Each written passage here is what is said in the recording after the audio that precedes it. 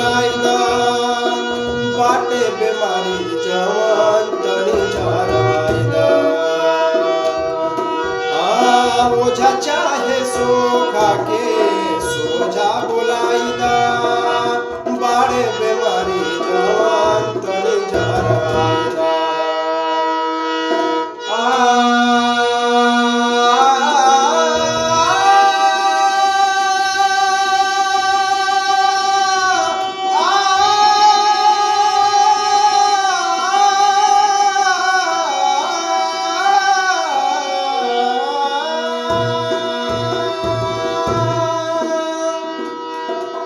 ओझा चाहे सोखा के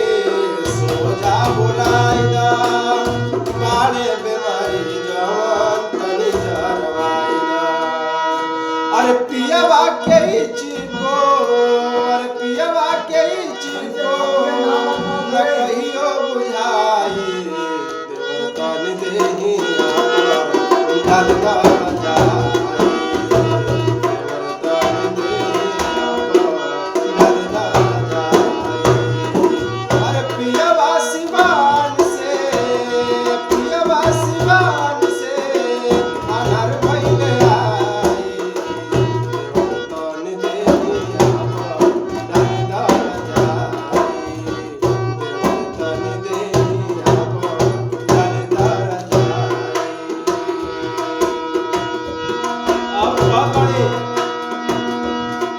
ओझा चाहे सोखा के